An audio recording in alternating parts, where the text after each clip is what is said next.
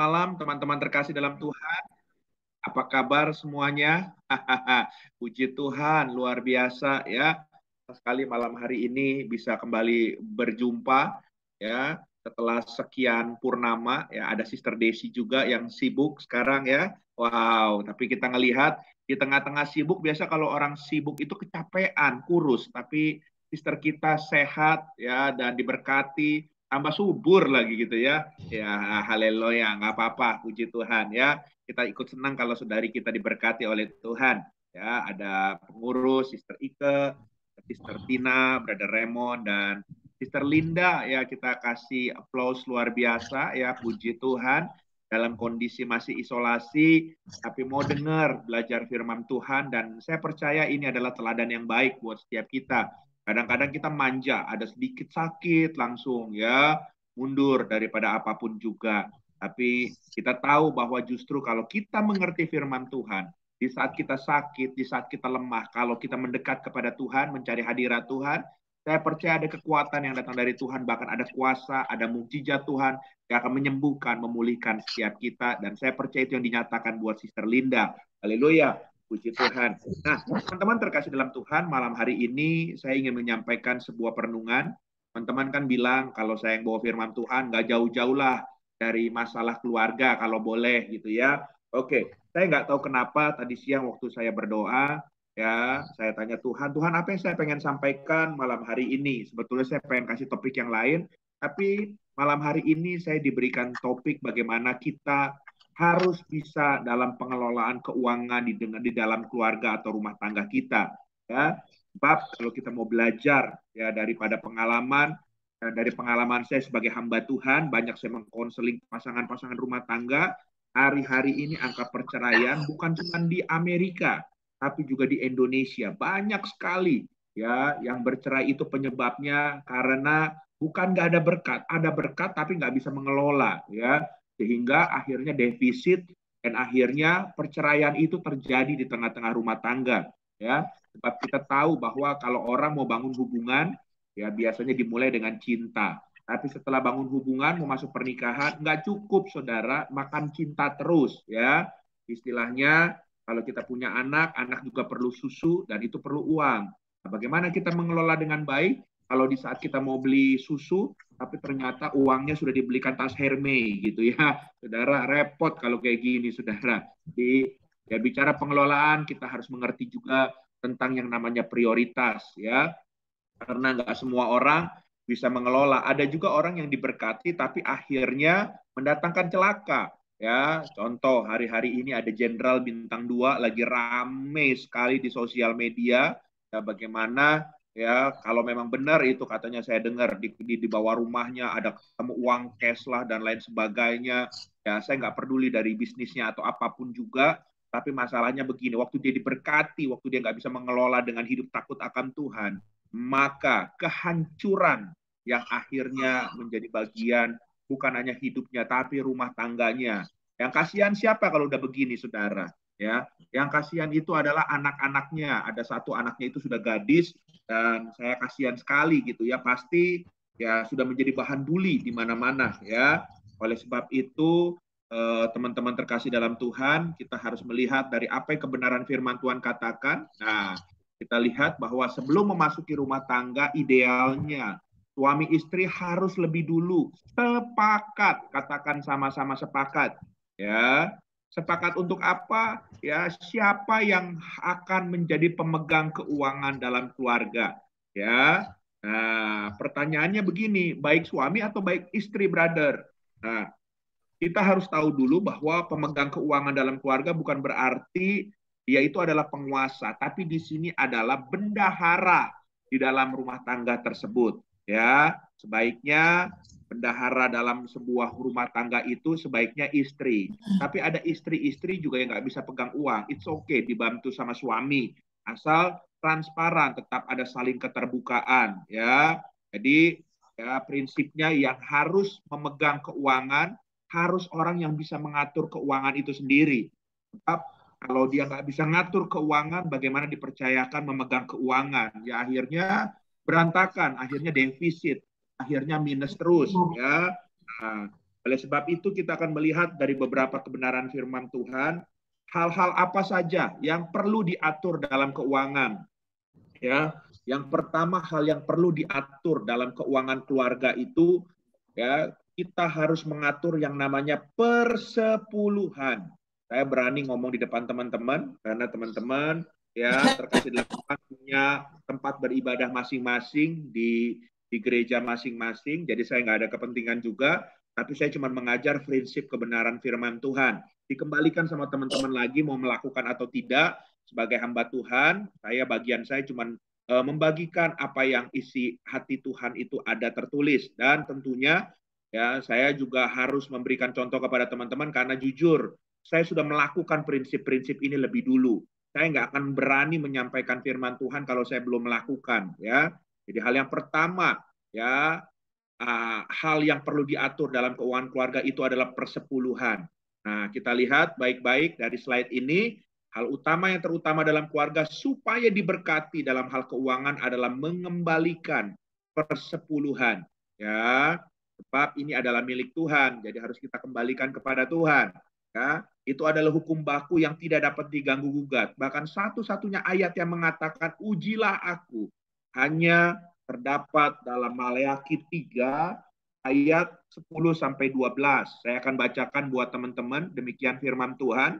Bawalah seluruh persembahan persepuluhan itu ke dalam rumah perbendaharaan supaya ada persediaan makanan di rumahku dan ujilah aku, ya. Firman Tuhan semesta alam, apakah aku tidak membukakan bagimu tingkap-tingkap langit dan mencurahkan berkat kepadamu sampai berkelimpahan.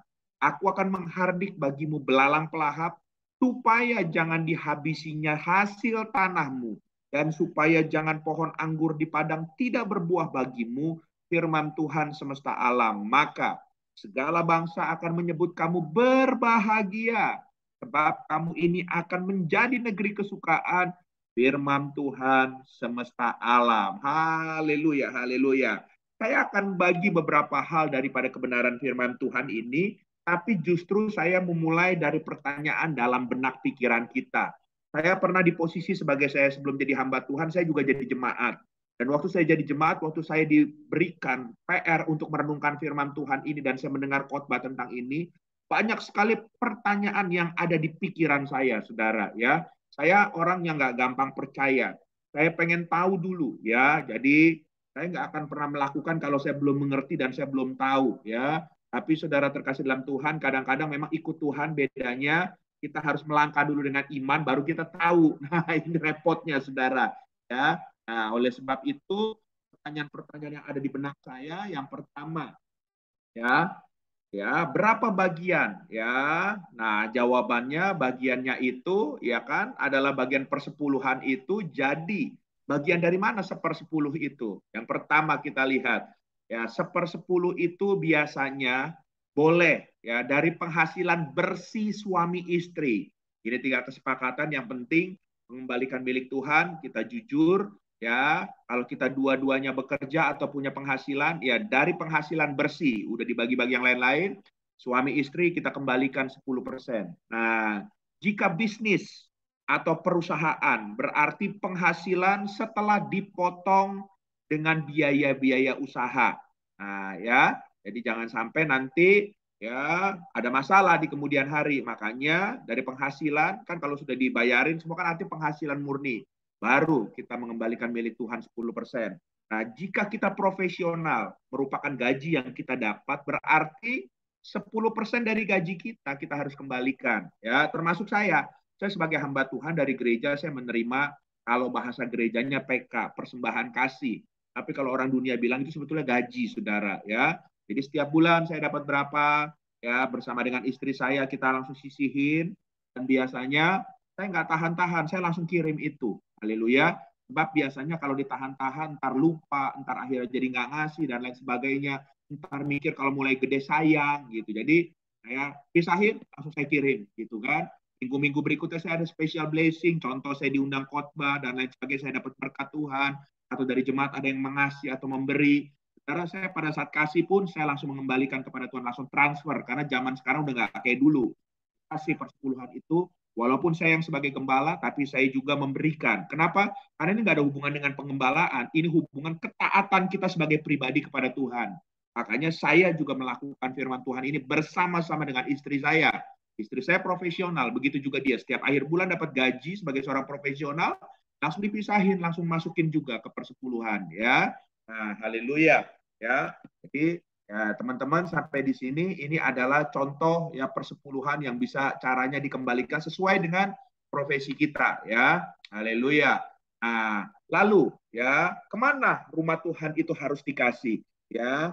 Perpuluhan itu harus dikembalikan maksudnya. Ya tentunya firman Tuhan katakan ke dalam rumah perbendaharaan supaya ada persediaan makanan di rumahku. Maksud rumah perbendaharaan ini adalah gereja di mana ya kalau kita sudah berumah tangga, suami istri beribadah dan bertumbuh di situ. Nah, itu lebih baik ya. Jadi cara tertanam di mana, berjemaat di mana harus mengembalikan di situ. Ya, ini lebih baik idealnya seperti itu. Kenapa? Karena saya percaya kalau kita tertanam itu kita akan bertumbuh, apalagi kalau kita melakukan firman Tuhan, gitu kan? Makanya jangan juga jadi jemaat jalan-jalan. Ya, karena banyak hari ini di tengah-tengah kota Jakarta, saya banyak ketemu jemaat jalan-jalan. Minggu ini ada di gereja ini, minggu depan di gereja sana. Suka-suka dia aja, nggak mau tertanam. Nggak mau digembalakan. Akhirnya apa? Ya, hidupnya juga dapat firman Tuhannya, nggak pernah dimuridkan. Caplok sini, caplok sana, ambil sini, ambil sana, hidupnya akhirnya nggak jelas. Karena seperti bangunan rumah nggak tertata dengan rapi terbangun ke atasnya. Ya, nah, maksud perbendaharaan rumah itu adalah gereja di mana sepasang suami istri bertumbuh. Kenapa? Karena seringkali orang punya pola pikir yang salah. Mereka berpikir yang penting jumlah nominalnya 10%. Ya, maaf ya. Bahkan ada orang yang berpikir begini, ya udahlah namanya 10% buat Tuhan, udah kita bisa bagi-bagi kemanapun yang kita mau. Yang penting kan jujur kita bisa semuanya itu untuk nolong orang. Ya, misal dari perpuluhan itu kita bagi sendiri. Ada yang kita kasih panti jompo, kita kasih ke hamba Tuhan, bantu di pedalaman dan lain-lain. Nah, menurut teman-teman salah nggak seperti ini, saudara terkasih dalam Tuhan? Ya, karena ini sekali yang banyak terjadi paradigma di jemaat Tuhan yang ada hari-hari ini, bahwa kita boleh mengatur seenaknya tentang persepuluhan itu. Nah, kembali saudara terkasih dalam Tuhan, saya mau kasih tahu sama saudara, firman Tuhan katakan, kembalikan itu ke dalam rumah perbendaharaan. Itu adalah gereja di mana kita bertumbuh.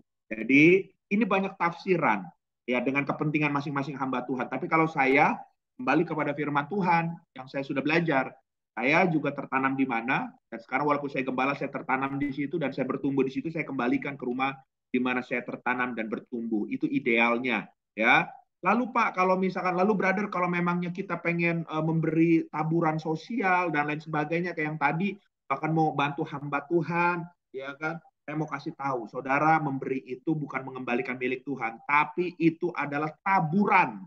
Taburan dengan mengembalikan milik Tuhan dua hal yang berbeda. Ya, jadi itu di luar nilai nominal perpuluhan yang saudara harus kembalikan kepada Tuhan. Ya, jadi kita harus tahu baik-baik bahwa pengertiannya adalah sebagai berikut, yaitu perpuluhan itu ya waktu Tuhan membukakan tingkap-tingkap langit. Sedangkan menabur adalah sebagai benih yang kita sedang tabur. Nah, jadi mengembalikan itu adalah milik Tuhan yang Tuhan kasih, tapi taburan itu adalah benih yang sedang kita tabur. Jadi itu dua hal yang berbeda antara persepuluhan dengan taburan. Yang membantu orang itu masuknya dalam taburan, ya, termasuk bantu orang tua, bantu saudara, bantu keluarga. Nggak boleh dari persepuluhan kita atur-atur. Kalau saya, ya, dan saya mengacu kepada kebenaran firman Tuhan ini. Haleluya, ya. Oke. Nah, lalu dikatakan ya pertanyaan berikutnya ya dari firman Tuhan ini dikatakan dan ujilah aku. Firman Tuhan semesta alam, apakah aku tidak membukakan tingkap langit bagimu, ya, tingkap-tingkap langit dan mencurahkan berkat kepadamu sampai kelimpahan. Hebat, saudara. Cuman firman Tuhan ini yang Tuhan bilang kita harus boleh nguji Tuhan, ya. Yang lainnya nggak ada, saudara. Ya kita uji Tuhan, ya. Kalau kita orang ngomong, ayo uji saya, artinya dia punya keyakinan, confident, ya percaya diri, dia bisa. Ini Tuhan loh yang ngomong, yang sebenarnya dia nggak pernah berdusta. Dia adalah ya dan amin. Jadi saya percaya kalau dia udah ngomong begini, Dia akan membukakan tingkap langit kalau saudara taat mengembalikan milik Tuhan. Nah, sekarang jika keluarga mengembalikan persepuluhan, janji Tuhan dalam membukakan tingkap langit itu apakah terjadi? Saya percaya pasti terjadi, ya. Jadi saudara terkasih dalam Tuhan bukan cuma diberkati, tapi dikatakan berkatnya sampai berkelimpahan. Bahkan bahasa aslinya itu boleh dikatakan sampai turun kepada keturunan berikutnya, kepada anak cucu kita, ya. Nah, ini yang harus kita sadari sama-sama. Lalu berikutnya, ada ayat juga yang berkata, ayat selanjutnya, aku akan menghardik bagimu belalang pelahap, supaya jangan dihabisinya hasil tanahmu, dan supaya jangan pohon anggur di padang tidak berbuah bagimu. Firman Tuhan semesta alam. Di dalam ayat ini, yang kita baca di Maleakhi tadi, ayat 10-12 ini, salah satunya ayat ini, di sini ada terdapat dua pengertian. Ya, pengertian yang pertama kita lihat, kata aku akan menghardik bagimu belalang pelahap, supaya perhatikan di garis bawahi, dikatakan supaya jangan dihabisinya hasil tanahmu. Apa maksudnya, bro? Ya, hal ini berarti sudah ada hasil, tapi ada belalang yang menghabiskan hasil tersebut. Betul nggak? Ya, bukan nggak ada hasil, ada tapi habis karena belalang itu yang ambil, dirampok sama dia, ya, dimakanin sama dia. Ya, maksudnya apa? Maksudnya ada pemasukan, tapi selalu aja ada kebocoran dalam income rumah tangga kita. Contoh, ya tiba-tiba anak sakit, mobil rusak lah yang nggak ada angin hujan, ya kan, tiba-tiba rumah bocor, dan ini terus gitu bergantian saudara, ya, sehingga berkat saudara itu harus habis buat hal-hal yang nggak penting, ya, nggak taunya tiba-tiba ditipu teman, ya kan, mengalami kecelakaan, kehilangan barang-barang penting secara tidak terduga dan lain-lain, ya. Nah, oleh sebab itu dengan mengembalikan persepuluhan, Tuhan berjanji akan menghardik belalang-belalang yang biasanya menyebabkan kebocoran, menyebabkan kerusakan, menyebabkan sakit penyakit, kecelakaan, dan lain-lain dalam kehidupan kita dan rumah tangga kita. Jadi, ini hal yang pertama dari ayat ini maksudnya seperti itu.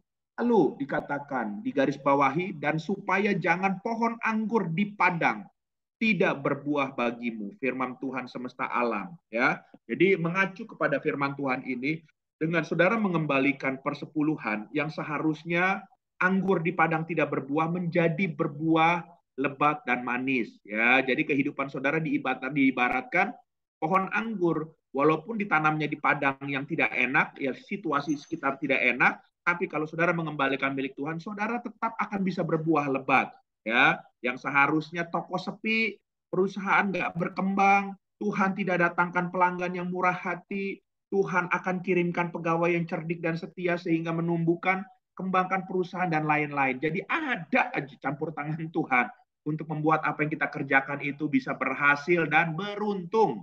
Nah, jadi ini daripada pengertian dua ayat ini, saudara, ya. Lalu pertanyaan yang terakhir yang ada dalam benak kita dalam ayat Maleakhi 3 ini, ya, dikatakan, bahkan dikatakan segala bangsa akan menyebut kamu berbahagia. Apa maksudnya, bro? Maksudnya berbahagia di sini adalah sangat luas, ya. Kebahagiaan keluarga bisa, bisa kerukunan, bisa kesehatan, bisa hikmat, dan segala yang dicari bangsa-bangsa akan kita dapat. Nah, cuman gara-gara apa? Kita mengembalikan milik Tuhan.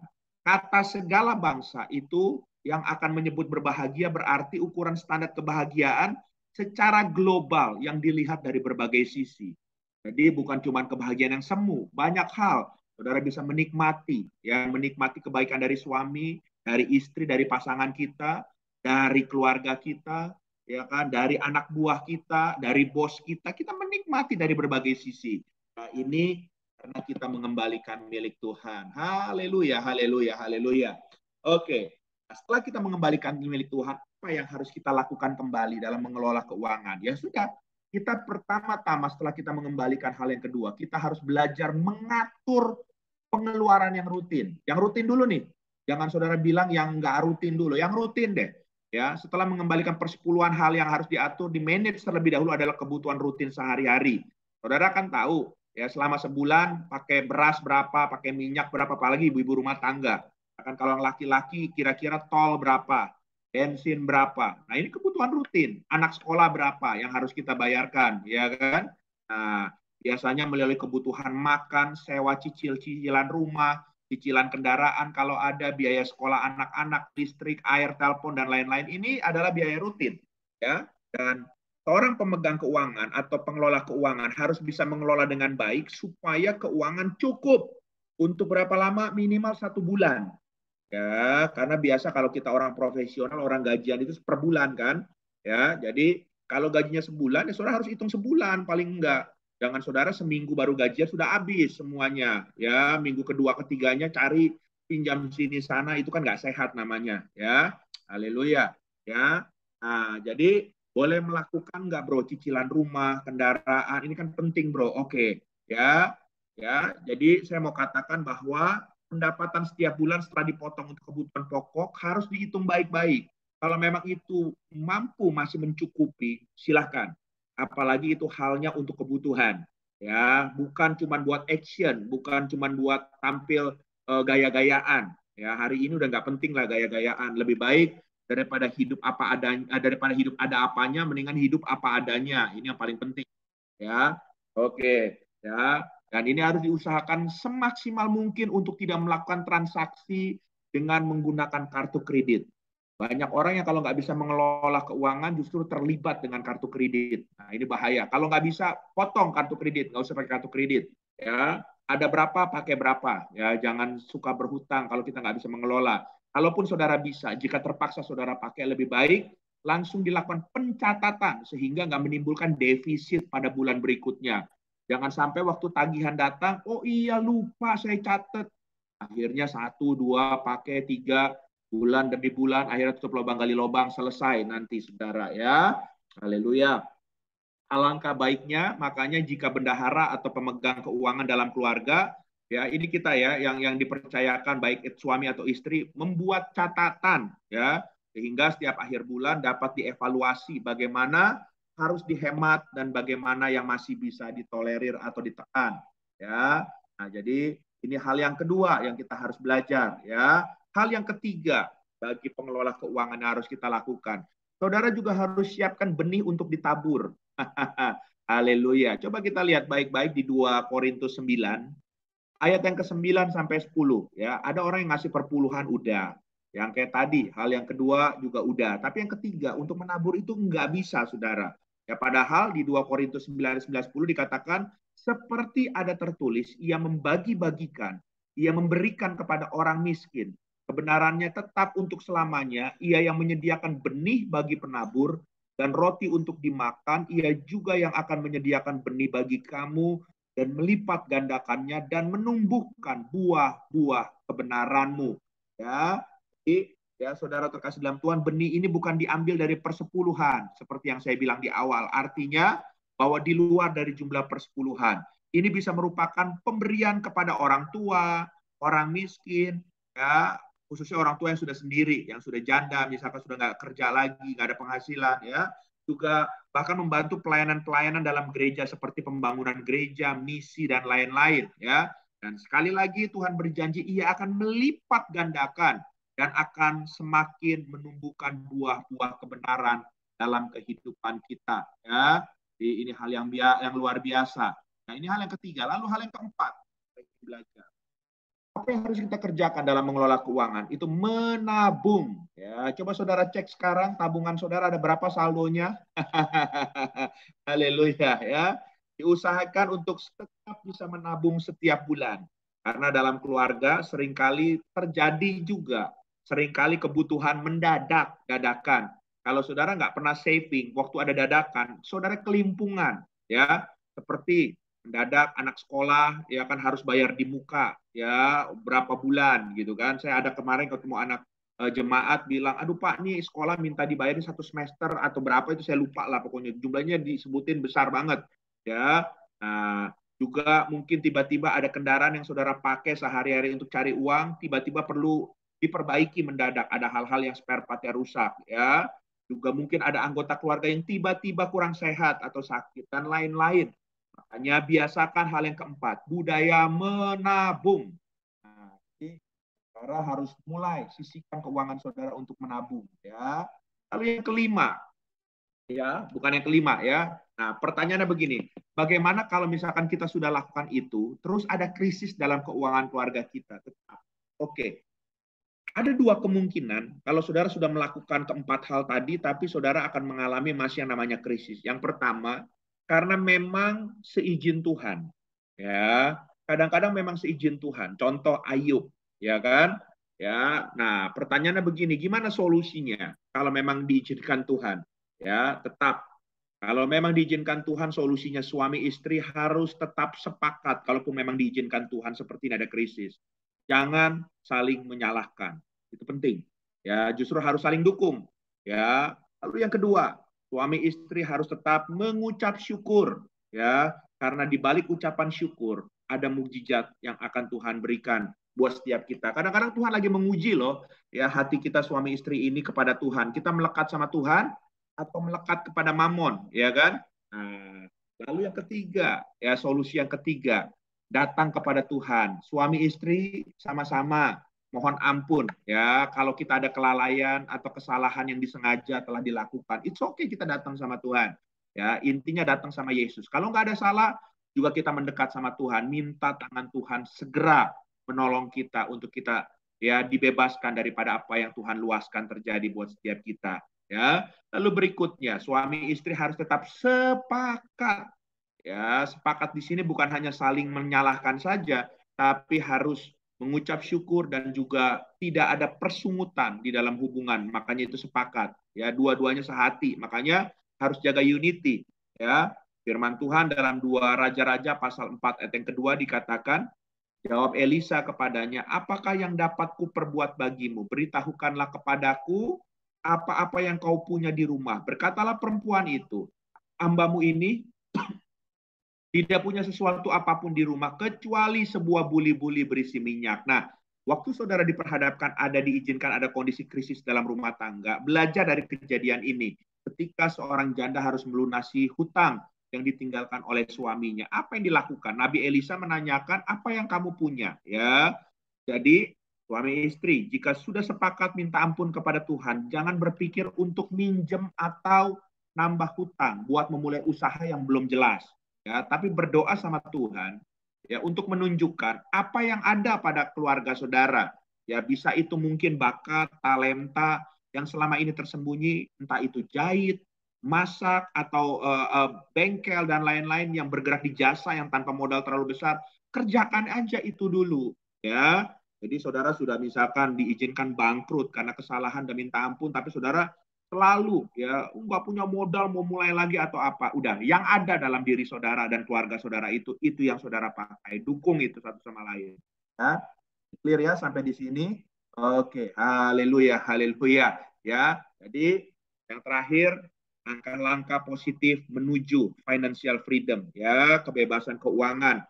Dick Iverson, ini seorang hamba Tuhan, penulis buku, memberikan beberapa tips supaya keluarga-keluarga yang dapat mengalami kebebasan dalam hal keuangan. Yang pertama, kembangkan daya tahan melawan rayuan iklan. Karena kebanyakan sekarang orang ya terlibat masalah hutang karena rayuan iklan, ya kan? Gara-gara matanya nggak bisa tahan. Ya, teman kita pakai tas LV, kita mulai kepengen beli. Ya, dan salah satu teman kita kemarin pembicara, ya kan, dia suruh isi seminar. Seminar ini di departemen tertentu di pemerintahan. Akhirnya dicari data bahwa banyak pejabat yang tertangkap tangan korupsi itu gara-garanya istrinya, ya kan, minta barang-barang branded yang di luar daripada gaji suaminya. Gaji suaminya 10 juta, minta tasnya 100 juta.